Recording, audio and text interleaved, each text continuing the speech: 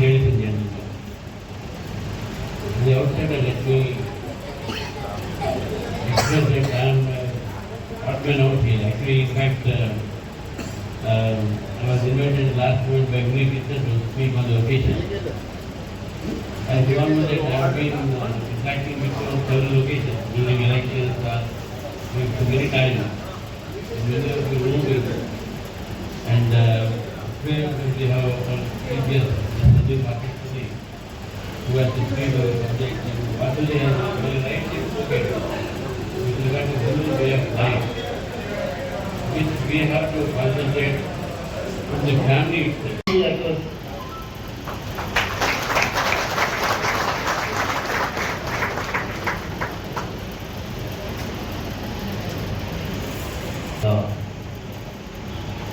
രാമധർമ്മ പരിഷത്തിന്റെ അധ്യക്ഷൻ Shri V K Ramachandran, സെക്രട്ടറിയും ഗുരുസ്വാമിയുമായ Shri S R നായർജി, സേവാഭാരതിയുടെ സംഘടനാ സെക്രട്ടറി, തെലങ്കാന പ്രാന്തത്തിന്റെ സംഘടനാ സെക്രട്ടറിയായ ശ്രീ വാസുജി, അതോടൊപ്പം തന്നെ നമ്മുടെ മുൻ MLC അഡ്വക്കേറ്റ് രാമചന്ദ്രൻജി തുടങ്ങി വേദിയിലിരിക്കുന്ന രാമധർമ്മ പ്രചാര സഭയുടെ പ്രവർത്തകരെ, സഹോദരി സഹോദരന്മാരെ, എല്ലാവർക്കും നമസ്കാരം. മലയാളം മനസ്സിലാകാത്തവരുണ്ടോ? ഉണ്ടോ? ഉണ്ടെങ്കിലും സഹിക്കേ നിവർത്തിയില്ല, ഒരു രക്ഷയില്ല. തെലുങ്ക് പറയാൻ അറിയില്ല, ഇംഗ്ലീഷ് എന്താ,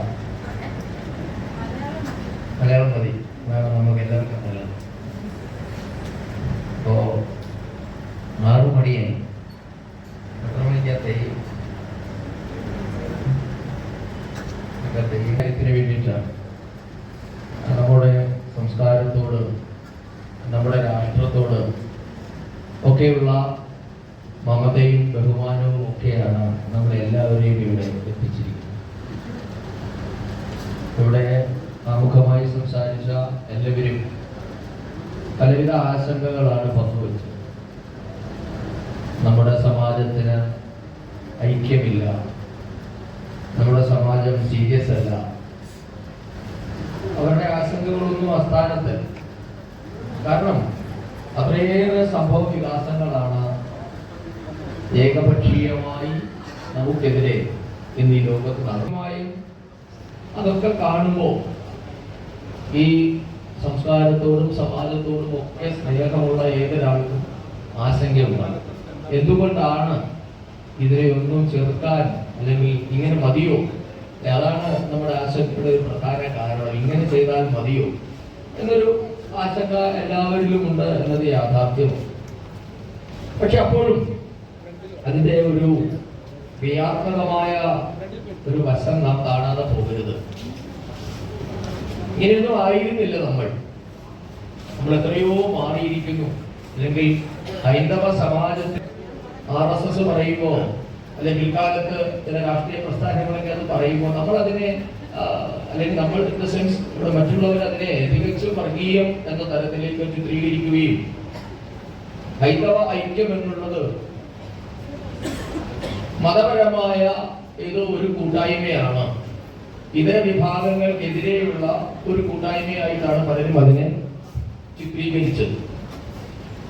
അതിന് ഈ ഹൈന്ദവ ഐക്യം, അല്ലെങ്കിൽ ഹിന്ദുക്കളായ നാം ഒന്നിക്കേണ്ടത് നിഷേധാത്മകമായിട്ടല്ല. ആരെയെങ്കിലും കണ്ട് ഭയന്നോ, അവര് സംഘടിക്കുന്നു അതുകൊണ്ട് നമുക്ക് സംഘടിക്കണ്ടേ എന്ന ഒരു ഭീതിയിൽ നിന്നോ ആശങ്കയിൽ നിന്നോ ഒന്നുമല്ല നമ്മുടെ ഐക്യം ഉണ്ടാകേണ്ടത്. ഇത് സ്വാഭാവികമായും സംഭവിക്കേണ്ടതാണ്. ആര് സംഘടിച്ചാലും ഇല്ലെങ്കിലും നമുക്കിടയിൽ ഐക്യം ഉണ്ടായേ മതിയാവുകയും. അതാണ് ഈ കലിയുഗം നമ്മളോട് ആവശ്യപ്പെടുന്നത്. അല്ലെങ്കിൽ നാം ജീവിക്കുന്ന ജനാധിപത്യ രാഷ്ട്രം എന്ന നിലയിൽ നമ്മുടെ ഭരണഘടനയിൽ നമ്മളോട് ആവശ്യപ്പെടുന്നത് സംഘടിക്കാൻ. എന്തുകൊണ്ടാണ്? ജനാധിപത്യ സംവിധാനത്തിൽ ഭൂരിപക്ഷത്തിന്റെ അഭിപ്രായത്തിനാണ് വില. ഭൂരിപക്ഷത്തിന്റെ ചിന്തയ്ക്ക്, ഭൂരിപക്ഷത്തിന്റെ അഭിപ്രായങ്ങളാണ് രാഷ്ട്രത്തിന്റെ നിയമമായി മാറുന്നത്. എന്താണ് ഭൂരിപക്ഷം ചിന്തിക്കുന്നത്? അപ്പോ നിയമങ്ങൾ പോലും അല്ലെങ്കിൽ നമ്മുടെ ജീവിത ക്രമം പോലും തീരുമാനിക്കപ്പെടുന്നത് ഭൂരിപക്ഷ ന്യൂനപക്ഷത്തിന്റെ അടിസ്ഥാനത്തിലാണ്. അപ്പൊ നമുക്ക് ഈ രാഷ്ട്രത്തെ ഇതേപോലെ ഇതിലും മികച്ച രീതിയിൽ നിലനിർത്തണമെങ്കിൽ സംഘടിത ശക്തി ഉണ്ടായേ മതിയാവുകയുള്ളൂ. അത് ആരെയും ഭയന്നിട്ടോ ആരെയെങ്കിലും ഭീഷണിപ്പെടുത്താനോ ഒന്നുമല്ല. അത് തന്നെയാണ് 1925 RSS സ്ഥാപിച്ചതിലൂടെ അതിന്റെ സ്ഥാപകൻ മുൻപോട്ടേക്ക് വെച്ച ആശയം അത് തന്നെയാണ്. ഈ രാജ്യത്തിലെ ജനങ്ങൾ സംഘടിക്കുന്നത് മറ്റാരെയും ഭയപ്പെടുത്താനല്ല, നമ്മുടെ നിലനിൽപ്പിന് വേണ്ടിയിട്ടാണ്. കാരണം നമ്മുടെ രാഷ്ട്രം എന്നുള്ളത് വളരെയേറെ പ്രത്യേകതകളുള്ള ഒരു രാഷ്ട്രമാണ്.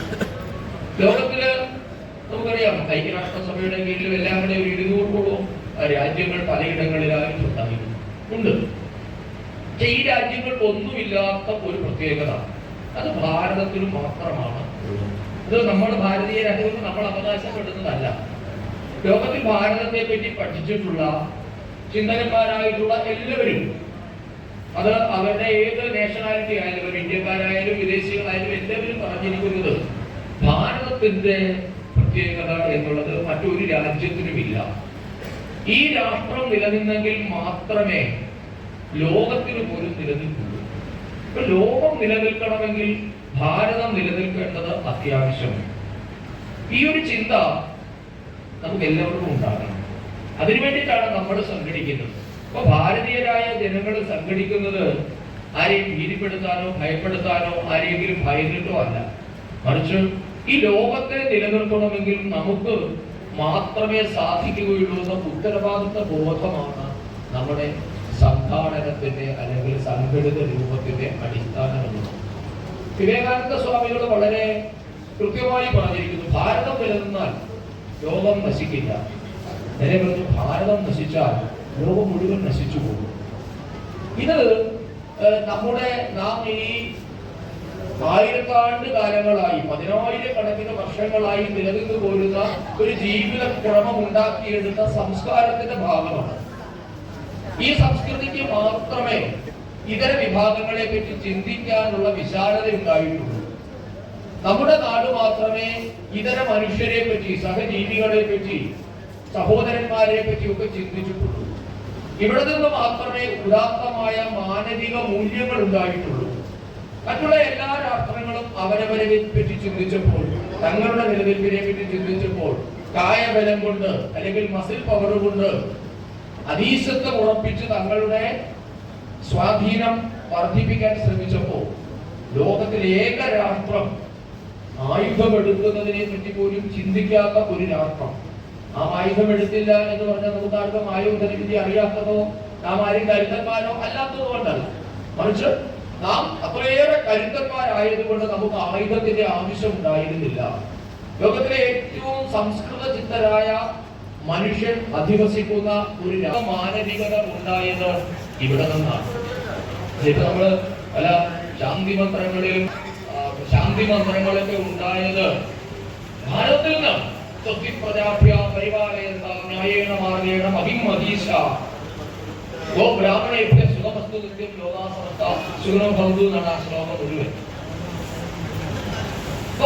ലോകത്തിന് മുഴുവൻ സുഖമുണ്ടാകട്ടെ എന്ന് ചിന്തിക്കാനുള്ള വിശാലത നമുക്ക് മാത്രമേ ഉണ്ടായിരുന്നുള്ളൂ.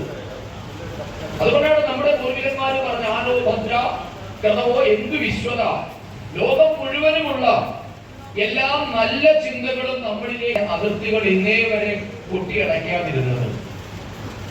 ലോകത്തിലെ എല്ലാ വിഭാഗങ്ങളെയും ചേർത്ത് പിടിച്ച ഒരു ജനത നമ്മളാണ്. പലസ്തീനെ പറ്റി പറഞ്ഞു, അല്ല ഇസ്രായേലിനെ പറ്റി പറഞ്ഞു. ലോകത്തെ ഏറ്റവും കൂടുതൽ കാലം പീഡനം അനുഭവിച്ച ഒരു ജനതയായി പറയുന്നത് ജൂതന്മാരെയാണ്. അതുകൊണ്ട് ഹിറ്റ്ലർ എന്ന് പറയുന്ന ലോകം കണ്ട ഏറ്റവും വലിയ ക്രൂരൻ 60 ലക്ഷം ജൂതന്മാരെയാണ് ഹോളോകോസ്റ്റ് എന്ന പേരിൽ കൂട്ടക്കുരുതി ചെയ്തത്.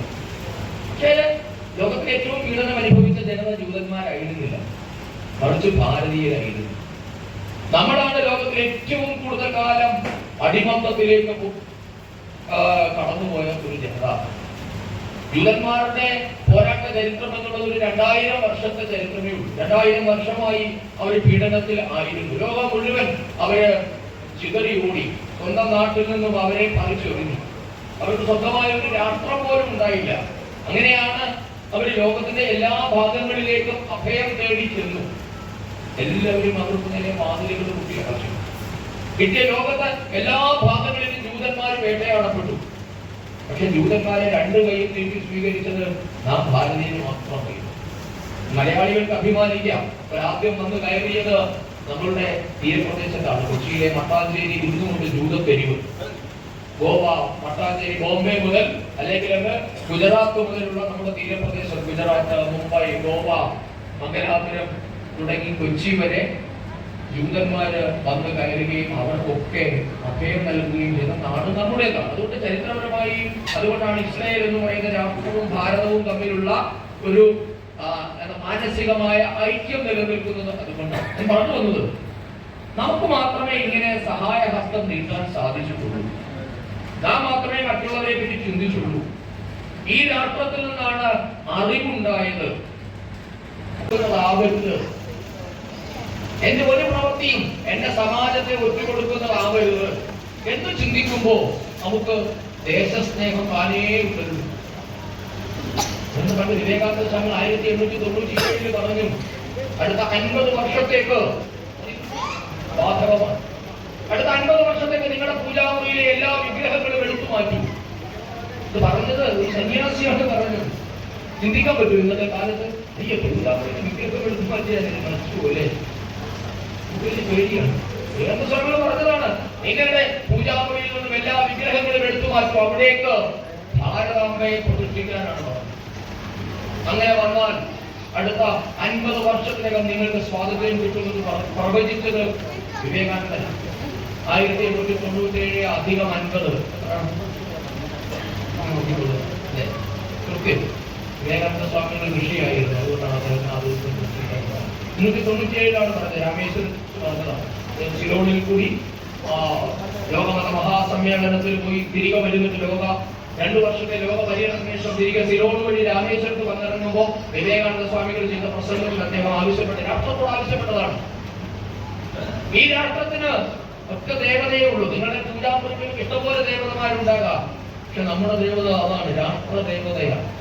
രാഷ്ട്രദേവത തന്നെയാണ് ആരാധ്യ ദേവത. ഭാരതമാണ് നമ്മളുടെ രാഷ്ട്രദേവത. ഈ രാഷ്ട്രദേവതയോടുള്ള അദമ്യമായ സ്നേഹം നിങ്ങളെ എല്ലാ ആപത്തിൽ നിന്നും രക്ഷിക്കും. അപ്പൊ നിങ്ങൾക്ക് ചെയ്യുന്ന ഓരോ പ്രവർത്തനത്തിന്റെ പിന്നിലും രാഷ്ട്രീയം ഉണ്ടാകണമെന്ന് തോന്നും.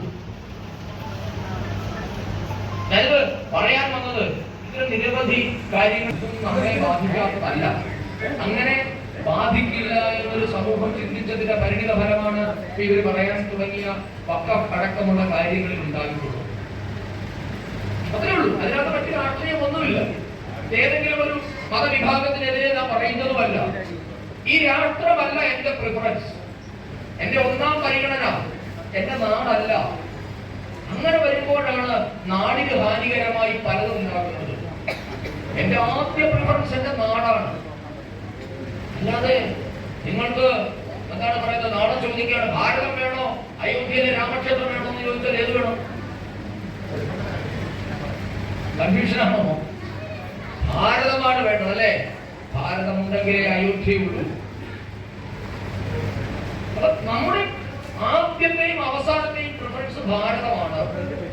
ഈ രാഷ്ട്രമാണ് പരമപ്രധാനം. അതുകൊണ്ട് എല്ലാവരും പറഞ്ഞു, ലോകത്തിലെ ഏതെങ്കിലും ഒരു ജനത അവരുടെ ഈശ്വരീയ കാര്യങ്ങളിൽ ഒരു രാഷ്ട്രത്തെ ഇരുന്ന് അവിടെ നിന്ന് നിങ്ങൾക്കൊക്കെ അനുഗ്രഹവും ശിക്ഷയും നൽകുന്ന ഏതോ ഒരു എന്താ പറയുക ഇങ്ങനെ വടികൊണ്ട് അവിടെ ഇരിക്കുന്ന ആണെന്നല്ല ഈശ്വരൻ. ഭാരത സങ്കല്പത്തിൽ അങ്ങനെ ഒരു ഈശ്വരീയ സങ്കല്പമേ ഇല്ല. ഈ രാഷ്ട്രമാണ് നമ്മുടെ ദേവത. ഈ രാഷ്ട്രത്തിന്റെ ഉയർച്ചയാണ് എന്റെ ഉയർച്ച. രാഷ്ട്രത്തിന്റെ ഐശ്വര്യമാണ് എന്റെ കാഴ്ച. സോമനാഥ ക്ഷേത്രം ഗുജറാത്തിലാണല്ലേ, നിങ്ങൾക്കറിയാം. ഭാരതം സ്വതന്ത്രമായപ്പോൾ ആദ്യമായി എടുത്ത തീരുമാനങ്ങളിൽ ഒരെണ്ണം സോമനാഥം പുനർനിർമ്മിക്കുക എന്നുള്ളതായിരുന്നു. അന്നത്തെ ആഭ്യന്തരമന്ത്രിയും ഉപപ്രധാനമന്ത്രിയുമായ സർദാർ പട്ടേലിന്റെ നേതൃത്വത്തിൽ അത് പുനർനിർമ്മിച്ചു. പക്ഷെ ആ സോമനാഥത്തിന് ഒരു ചരിത്രം ഉണ്ടായിരുന്നു. ഒന്നും രണ്ട് തവണയല്ല, 17 തവണ സോമനാഥം ആക്രമിക്കപ്പെട്ടു. സോമനാഥൻ എന്ന മോശം ദൈവമാണ്. മധുരയിലെ ശ്രീകൃഷ്ണനെ പറ്റി പറയുന്നത് അതേ അർത്ഥത്തിലും തൂക്കത്തിലുമാണ് സോമനാഥനെ പറ്റി പറയുന്നത്. ആ സോമനാഥനെ 17 തവണ ആക്രമിച്ചു. അന്നത് മുഹമ്മദ് ഗസ്നി എന്ന് പറയുന്ന മുഗളന്റെ നേതൃത്വത്തിൽ 100-ൽ താഴെ പടയാളികൾ, 100-ൽ താഴെ പടയാളികൾ ഓരോ തവണ കണക്കിന് ഒരു സോമനാഥനിൽ ഇറങ്ങി വന്ന് അവരെ ഒന്നും രക്ഷിക്കാൻ പറ്റില്ല. ഗസ്നി അവിടെ നിന്ന് മുഴുവൻ എണ്ണത്തിനെ തലവെട്ടി ക്ഷേത്രവും തകർത്ത് ഉണ്ടായിരുന്ന സ്വത്ത് അടിച്ചുകൊണ്ട് പോയി. ഒരു തവണയല്ല, 17 തവണ.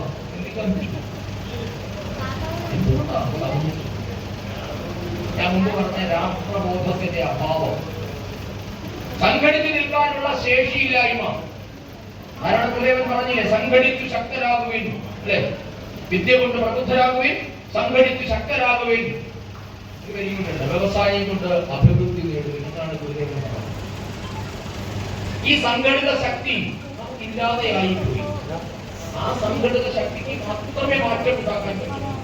അതുകൊണ്ടാണ് ഈ രാഷ്ട്രത്തെ പറ്റി ചിന്തിക്കാതെ വരുമ്പോഴാണ് സംഘടിതമില്ലാതെ വരുന്നത്. എല്ലാവരും എന്നെ പറ്റി മാത്രം ചിന്തിക്കുമ്പോൾ എല്ലാം എനിക്ക് കിട്ടണം, അല്ലെ? ക്ഷേത്രത്തിൽ പോയി എല്ലാ ദിവസവും പ്രാർത്ഥിക്കുകയാണ്, തെറ്റൊന്നുമില്ല. അങ്ങനെയൊക്കെയാണ് ഇങ്ങനെയൊക്കെയാണ് മനുഷ്യ ജീവിതം മുൻപോട്ടേക്ക് പോകുന്നത്. അത് പ്രാർത്ഥിക്കുന്നതോടൊപ്പം ഈ നാടിനെ പറ്റി കൂടി ചിന്തിക്കണം. ഈ നാടുണ്ടെങ്കിൽ ഈ അമ്പലമുള്ളൂ. അമ്പലത്തിന് മാത്രമായി ഒന്നും ചെയ്യാൻ പറ്റില്ല എന്നത് ചരിത്രമാണ്. ഞാൻ മറ്റു വിഷയങ്ങളിലേക്ക് പോകുന്നില്ല. അപ്പൊ അങ്ങനെ വരുമ്പോഴാണ് ഈ വഖഫ് പോലെയുള്ള എന്താണ് വഖഫ് അന്ന് അവസാനിപ്പിക്കുന്നത്. നമ്മുടെ ഇതുമായി ആവശ്യം ശ്രദ്ധിക്കുന്നതിന് പറയാം.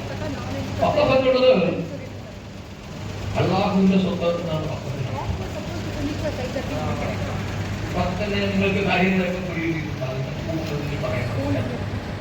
എന്തിനാണ് ഇപ്പോ ഒരു വിവാദം ഉണ്ടാകുന്നത്? ഇപ്പോൾ തന്നെ വിവാദം ഉണ്ടാകുന്നത് 1954-ൽ ജവഹർലാൽ നെഹ്റുവിന്റെ മന്ത്രിസഭയാണ് ഇന്ത്യൻ വഖഫ് നിയമം ഉണ്ടാക്കുന്നത്. വഖഫിന്റെ ഏറ്റവും വലിയ കിരാതമായ സ്വഭാവം, നമ്മുടെ ഇന്ത്യയിൽ ഉണ്ടാകുന്ന ഏതൊരു നിയമവും ഇന്ത്യൻ ഭരണഘടനയ്ക്ക് അനുസൃതമായിരിക്കണം, അല്ലെ? ഭരണഘടനാ വിരുദ്ധമായ ഒരു നിയമവും ഒരു പാർലമെന്റിലും നിർമ്മിക്കാൻ സാധ്യമല്ല. ഇന്ത്യയിൽ നിയമങ്ങൾ നിർമ്മിക്കുന്ന ആരാണ്? പാർലമെന്റാണ്. നമ്മൾ തെരഞ്ഞെടുക്കുന്ന നമ്മുടെ 300 വർഷത്തേക്കുള്ള ഭാവിയാണ് തീരുമാനിക്കുന്നത്. തിരിച്ചറിയാനുള്ള ബോധ്യം നമുക്ക് വേണം. അപ്പോ ഇങ്ങനെ പോയിരിക്കുന്നവന്മാർ നിർമ്മിക്കുന്നതാണ് നിയമം. അവർ നിയമം നിർമ്മിക്കുമ്പോൾ പോലും ഭരണഘടനയ്ക്ക് വിരുദ്ധമായ നിയമം നിർമ്മിക്കാൻ സാധ്യമല്ല, സ്റ്റാൻഡ് ചെയ്യില്ല. ഒരു കോടതിയിലും അത് പോയാൽ നിങ്ങൾക്ക് അതിന്റെ സാധുത ഇല്ലാതെ. അപ്പൊ ഭരണഘടന അനുസൃതമായിരിക്കണം. ഇന്ത്യയിൽ ഏക നിയമം ഭരണഘടനാ വിരുദ്ധമായിട്ടുള്ളത് ഈ വഖഫ് നിയമം. വഖഫിന്റെ നിയമങ്ങൾ പലതും മനുഷ്യത്വ വിരുദ്ധമാണ്, ജനാധിപത്യ വിരുദ്ധമാണ്, ഭരണഘടനാ വിരുദ്ധമാണ്. 1954-ൽ വഖഫ് നിയമം ഉണ്ടാക്കി. വഖഫ് എന്ന് പറഞ്ഞാൽ ഏതെങ്കിലും ഒരാൾക്ക് തന്റെ പ്രോപ്പർട്ടി അല്ലാഹുവിന് സമർപ്പിക്കണം, ദാനം ചെയ്യണം എന്ന് തോന്നിയാൽ എന്ത് ചെയ്യാം? ഞാൻ ഈ ഭൂമി വഖഫ് ചെയ്തിരിക്കുന്നു പറഞ്ഞാൽ മതി. വഖഫ് ചെയ്താൽ പിന്നെ ആ ഭൂമിയുടെ അവകാശം വഖഫ് ബോർഡിന്, ഇന്ത്യയിൽ അങ്ങനെ ഒരു വഖഫ് ബോർഡുണ്ട്. അപ്പൊ ഈ വഖഫ് ബോർഡിന്റെ പ്രശ്നം ഈ വ്യക്തികൾ ചെയ്യുന്നത് അവിടെ നിൽക്കട്ടെ, ഈ വഖഫ് ബോർഡിന് തോന്നുകയാണ്. ഇപ്പൊ നമ്മുടെ ഈ കമ്മ്യൂണിറ്റി ഹാൾ, ഇവിടുത്തെ വഖഫ് ബോർഡിന് തോന്നുന്നതാണ് ഈ കമ്മ്യൂണിറ്റി ഹാൾ ഞങ്ങളുടേതാണ് എന്ന് തോന്നിയാൽ നാളെ പ്രഖ്യാപിക്കുന്നത് വഖഫ് പ്രോപ്പർട്ടി ആയി.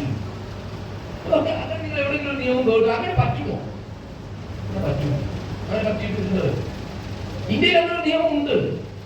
ആ നിയമപ്രകാരം ഇന്ത്യ മഹാരാജ്യത്ത് 9 ലക്ഷം ഏക്കർ ഭൂമി എന്ന് പറഞ്ഞാൽ ഇന്ത്യയിൽ ഏറ്റവും കൂടുതൽ പ്രോപ്പർട്ടി കൈവശം വെക്കുന്ന 3ാമത്തെ സംഘടനയാണ് ഇന്ത്യൻ വഖഫ് ബോർഡ്. ഇന്ത്യയിൽ ഏറ്റവും കൂടുതൽ ഭൂമിയുള്ള ആൾക്കാരെന്ന് അറിയാം, ഇന്ത്യൻ റെയിൽവേക്ക്, അല്ലെ? സ്വാഭാവികമാണ്. കാര്യം എല്ലാ റെയിൽവേ ട്രാക്കുണ്ട്, റെയിൽവേ സ്റ്റേഷനുണ്ട്. അപ്പൊ ഏറ്റവും കൂടുതൽ ഭൂമി അവർക്കാണ്. രണ്ടാമത് ഏറ്റവും കൂടുതൽ ഭൂമി ഉള്ളത് ഇന്ത്യൻ പ്രതിരോധ വകുപ്പിനാണ്.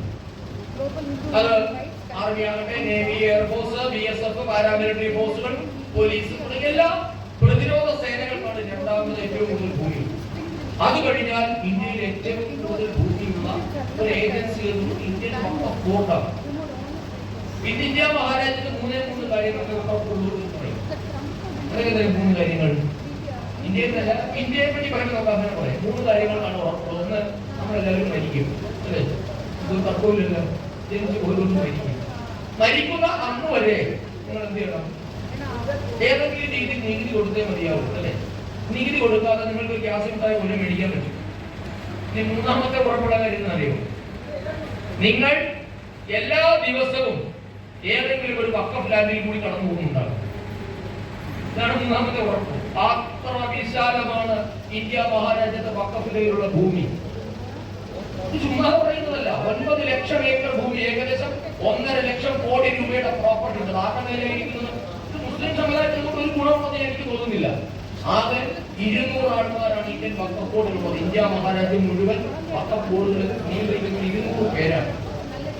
അവരുടെ കയ്യിലാണ് ഈ 9 ലക്ഷം ഏക്കർ ഭൂമി. അവര് തീരുമാനിക്കുകയാണ്.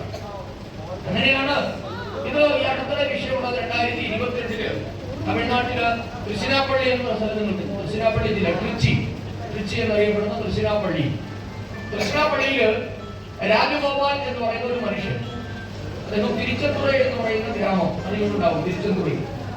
തിരുച്ചെത്തുറ ഗ്രാമത്തിലുള്ള ഒരു മനുഷ്യനാണ് രാജഗോപാൽ. അദ്ദേഹത്തിന്റെ മകളുടെ വിവാഹത്തിന് ഭൂമി പണയം വെക്കാൻ ബാങ്കിലെത്തിയപ്പോൾ ബാങ്കുകാര് സാധാരണ എന്താ ചെയ്യുന്നത്? നിങ്ങൾ ആധാരം കൊണ്ടുവരണം, അല്ലേ? മുന്നാധാരം വേണം, കരവടച്ച സർട്ടിഫിക്കറ്റ് വേണം, പിന്നെ ഓക്കുവരവ് ചെയ്ത രസീത് വേണം, പേരിൽ കൂട്ടിയ സർട്ടിഫിക്കറ്റ്. ഇതിനായിട്ടൊക്കെയാണ് അദ്ദേഹം അവിടെ ചെന്നപ്പോൾ അദ്ദേഹം മാനേജർ നോക്കിയിട്ട് പറഞ്ഞ സമിതിയൊക്കെ ഓക്കെയാണ്, പക്ഷെ ഒരു NOC ഇവിടെ ഹാജരാക്കണം. എന്താണ് NOC? NOC എന്ന് പറഞ്ഞാൽ നോ ഒബ്ജക്ഷൻ സർട്ടിഫിക്കറ്റ്, അല്ലേ? തടസ്സം ഈ നിങ്ങൾ അപ്പൊ അത് തമിഴ്നാട് സ്വന്തം ഭൂമിയാണല്ലോ. 1 ഏക്കർ ഭൂമി മകളുടെ വിവാഹത്തിന് പണയം വെക്കാൻ ചെന്നപ്പോൾ അവിടുത്തെ വില്ലേജോ ബാങ്ക് മാനേജർ പറഞ്ഞതാണ്, ഇത് ചുമ്മാതെ പറഞ്ഞില്ല, ആർക്കും ഗൂഗിൾ ചെയ്ത് നോക്കാൻ വേണ്ടി വഖഫ് ബോർഡിന്റെ NOC കൊണ്ടുവന്നെങ്കിൽ മാത്രമേ ഭൂമി തരാൻ പറ്റൂ, അല്ലെങ്കിൽ ഈ ഭൂമി നിങ്ങളുടേതല്ല. രാജഗോപാൽ ഞെട്ടിപ്പോയി. അദ്ദേഹം അപ്പോഴാണ് ഇതിന്റെ പിന്നിൽ ഇറങ്ങി തിരിച്ചപ്പോൾ മനസ്സിലായി ഒന്നും ചെയ്യാൻ പറ്റില്ല. ബാങ്കുകാരനോ റവന്യൂവിനോ കളക്ടർക്കോ മന്ത്രിക്കോ മുഖ്യമന്ത്രിക്കോ നിയമസഭയ്ക്കോ കോടതികൾക്കോ പോലും ഇടപെടാൻ അവകാശമില്ല. അതാണ് ഇന്ത്യൻ വഖഫ് നിയമം. 1995 അമെൻഡ് ചെയ്താണ് ഇങ്ങനെ എനിക്ക് മാറ്റിയത്. 54 നിയമം ഉണ്ടായി, 98 അമെൻഡ് ചെയ്ത് 2013 അമെൻഡ് ചെയ്തിട്ടുണ്ട്. അപ്പൊ 95 അമെൻഡ്മെന്റ് പ്രകാരം ആർക്കും ഇനി ചോദ്യം ചെയ്യാൻ പാടില്ല. വഖഫ് ഒരു once a Waqf is always a വഖഫ്. അതാണ് വഖഫിന്റെ മറ്റൊരു പ്രത്യേകത. നമ്മളെ ഇവിടെ വക്കീൽമാരില്ല,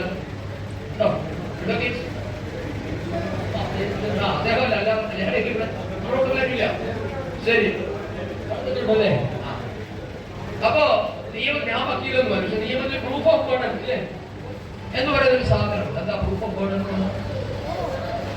ആരാണോ ഇപ്പൊ ഞാൻ ഒരാളെ പറ്റി ആരോപണം ഉന്നയിക്കുക, ആരോപണം ഉന്നയിച്ചാൽ തെളിയിക്കേണ്ട ബാധ്യത എന്താ?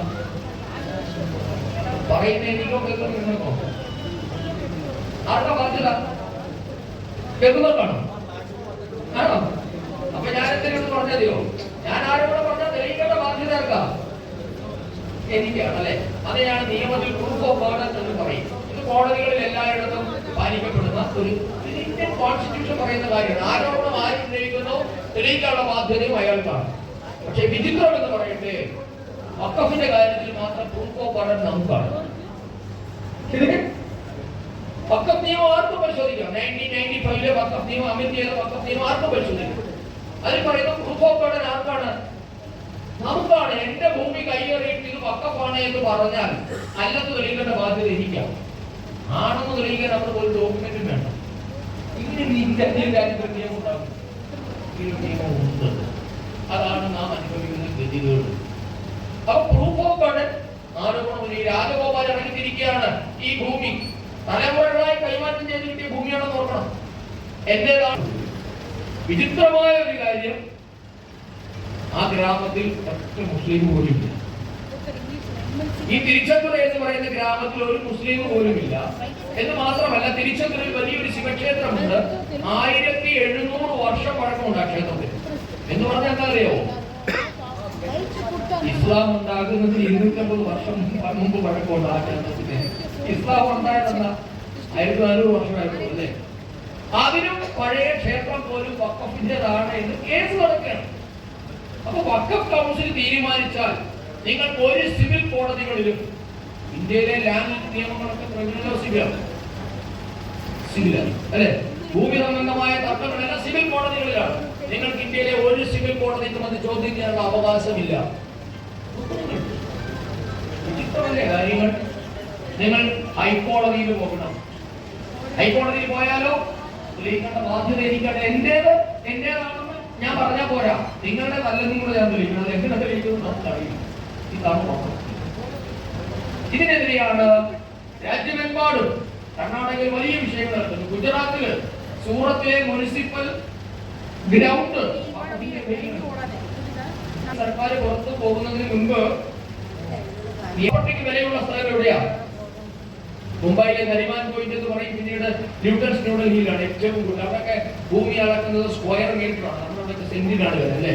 നമ്മുടെ സ്ക്വയർ മീറ്ററിനാണ് ഭൂമി അളന്നു കൊടുക്കുന്നത്. നമ്മൾ നാഴിക തളർന്നു കൊടുക്കും മണ്ണിനാണ് അവിടെ വില. അങ്ങനെ ന്യൂട്ടൺസ് ന്യൂഡൽഹി എന്ന് പറഞ്ഞാൽ സുപ്രീം കോടതി, രാഷ്ട്രപതി ഭവൻ, പാർലമെന്റ് തുടങ്ങിയിട്ടുള്ള എല്ലാ സെൻട്രൽ സെക്രട്ടേറിയറ്റ് അടക്കമുള്ള എല്ലാ പരമപ്രധാനമായ കെട്ടിടങ്ങൾ നിൽക്കുന്ന സ്ഥലമാണ് ന്യൂട്ടൺസ് ന്യൂഡൽഹി. ആ ന്യൂട്ടൺസ് ന്യൂഡൽഹിയിലെ 113 പ്രോപ്പർട്ടികൾ വഖഫായിട്ട് എഴുതി കൊടുത്തിട്ടാണ് മൻമോഹൻ സിംഗ് അധികാരം ഒഴിഞ്ഞത്. കേസ് ഇപ്പൊ അവർ പറയുന്നു ഒരു ഗുണമുണ്ടായി. നമ്മുടെ അംബാനി താമസിക്കുന്ന ആഞ്ചില, കാരണം വീടിന്റെ ഒരു ആഞ്ചില അല്ലേ, അത് വഖഫാണെന്ന് പറയുന്നു. ഒരു തീരുമാനം ഏകദേശം നമുക്ക് അങ്ങനെ പ്രതീക്ഷിക്കാം. അപ്പൊ ഇങ്ങനെ ഇത് തന്നെയാണ് കൊച്ചിയിലെ മുനമ്പത്ത് നടക്കുന്നത്. മുനമ്പം എന്ന് പറയുന്നത് മുസ്ലിങ്ങളുള്ള സ്ഥലമല്ല. കൊച്ചിക്കാരുടെ കൊച്ചിക്കാരുണ്ടെങ്കിൽ അറിയാം, മുനമ്പത്ത് മുസ്ലിംസ് ഒന്നുമില്ല. അവിടെ ലത്തീൻ കത്തോലിക്കരായ മുക്കുവന്മാര് താമസിക്കുന്ന സ്ഥലമാണ് മുനമ്പം. ആ മുനമ്പത്തെ 600 കുടുംബങ്ങളുടെ നോട്ടീസ് കിട്ടിയിട്ടുള്ളത്. നിങ്ങളുടെ ഭൂമി വഖഫാണ്, ഇതാർക്കും സംഭവിക്കാൻ. ഈ നിയമമാണ് അമെന്റ് ചെയ്യാൻ വേണ്ടി 3 മാസങ്ങൾക്ക് മുമ്പ് കേന്ദ്ര സർക്കാർ തീരുമാനമെടുത്തു. നരേന്ദ്രമോദി സർക്കാർ തീരുമാനമെടുത്തു. നമുക്ക് വേണമെങ്കിൽ അത് പാസ്സാക്കാമായിരുന്നു. പക്ഷേ അത് ജോയിന്റ് പാർലമെന്ററി കമ്മിറ്റിക്ക് വിട്ടിരിക്കുകയാണ്. കമ്മിറ്റിയുടെ പഠനം നടക്കുന്ന ഈ സെഷനിൽ, വിന്റർ സെഷൻ ഇപ്പൊ തുടങ്ങാൻ പോകുന്ന അതിൽ പാസ്സാക്കും. പക്ഷേ വിചിത്രമായ ഒരു കാര്യം, കേരള നിയമസഭ യുനാനിമസ് ആയി റെസൊല്യൂഷൻ പാസ്സാക്കി, ഏകകണ്ഠമായി പ്രമേയം പാസ്സാക്കി. നരേന്ദ്രമോദി സർക്കാർ ഈ വഖഫിൽ ഭേദഗതി കൊണ്ടുവരരുത് എന്നാവശ്യപ്പെട്ടു. ഇതൊക്കെയാണ് നമ്മുടെ നാട്ടിൽ നടക്കുന്ന കാര്യങ്ങൾ. അപ്പൊ ഇങ്ങനെ പറയാൻ ഒത്തിരി കാര്യങ്ങളുണ്ട്. ഒത്തിരി കാര്യങ്ങളുണ്ടപ്പോ നിർത്തണം. ഒരു മണിക്കൂർ സംസാരിക്കാൻ പറ്റില്ല. അപ്പൊ അതുകൊണ്ട് ഇത്രയേറെ വിഷയങ്ങൾ നമ്മുടെ നാട്ടിൽ നടന്നുകൊണ്ടിരിക്കുകയും ഇതിനൊക്കെ കരകയറാൻ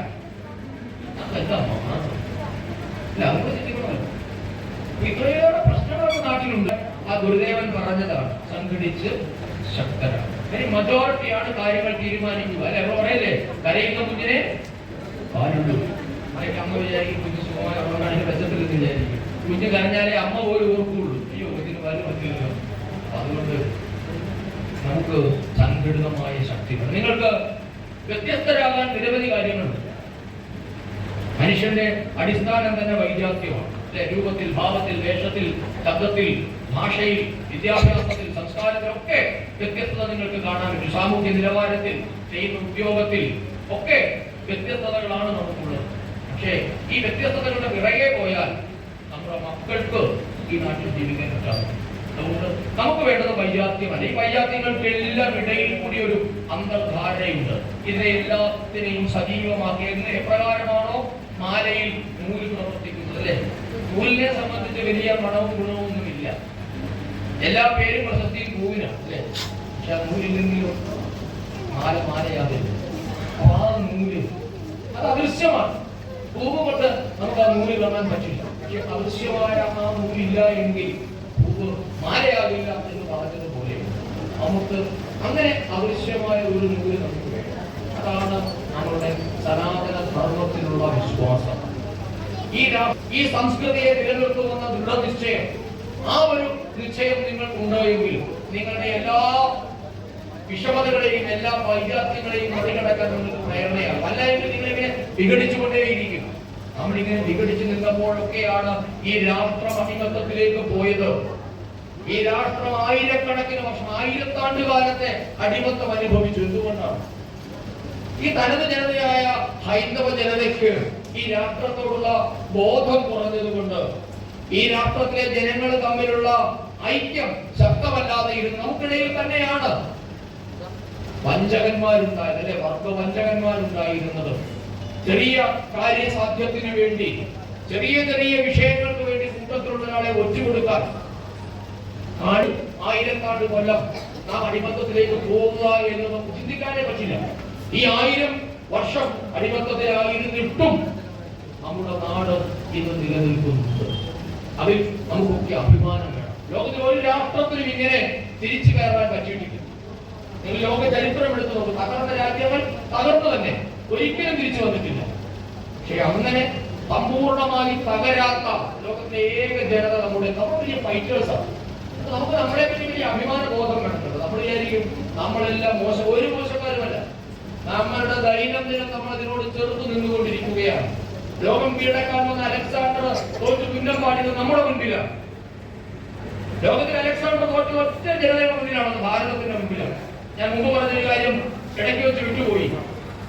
ഏഷ്യയുടെ മുൻപാകെ തോറ്റത് എന്നുകൂടെ പറയുന്നത് യൂറോപ്പ്. ലോകം മുഴുവൻ കീഴടക്കാൻ ഇറങ്ങിയ യൂറോപ്യൻ ശക്തി ആദ്യമായി ഒരു ഏഷ്യൻ രാജ്യത്തിന് മുൻപാകെ തോറ്റത് എവിടെയാണെന്ന് അറിയാമോ? നമുക്കൊക്കെ അഭിമാനിക്കാം, നമ്മുടെ കേരളത്തിൽ നിന്നിട്ടാണ് തോറ്റത്. നമ്മുടെ തിരുവിതാംകൂറിനോടാണ് ലോകത്തിൽ ആദ്യമായി ഒരു ഏഷ്യൻ ശക്തി തോറ്റത്. ലോക ചരിത്രമാണ്. ആര് പഠിപ്പിക്കുന്നു നമ്മളെ ഇത്? നിങ്ങളൊക്കെ കേട്ടിട്ടുണ്ടാകാം കുളച്ചൽ യുദ്ധം. പഠിക്കണം. കുളച്ചൽ യുദ്ധം എന്ന് നിങ്ങളൊന്ന് ഗൂഗിൾ ചെയ്ത് നോക്കണം. കുളച്ചൽ യുദ്ധത്തിൽ മാർത്താണ്ഡവർമ്മ മഹാരാജാവിനോട് ഡച്ച് പടയാളികൾ തോറ്റു തുന്നം പാടിയ ചരിത്രമുണ്ട്. അന്ന് ഇംഗ്ലീഷുകാർ, ബ്രിട്ടീഷുകാർ ലോകശക്തിയല്ല.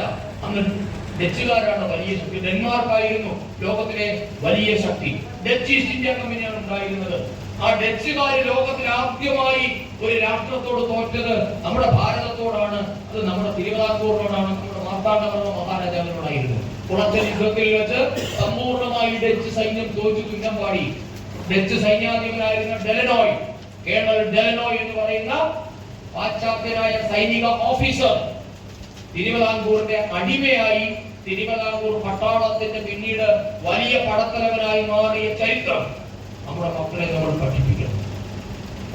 വലിയ ചെറുതുനിൽപ്പ് നടത്തിയവരാണ് നമ്മൾ, അല്ലാതെ നമ്മൾ മോശക്കാരൊന്നുമല്ല. നമ്മുടെ മുമ്പിലാണ് ഉള്ളവരാക്കി, സ്വത്വബോധമുള്ളവരാക്കി ഈ നാടിന്റെ തീർച്ച പോരാളികളാക്കി മാറ്റാൻ ഈ കൂട്ടായ്മയ്ക്ക് കഴിയട്ടെ എന്ന് മാത്രം പ്രാർത്ഥിച്ചുകൊണ്ട് നിർത്തുന്നു. വന്ദേ മാതരം.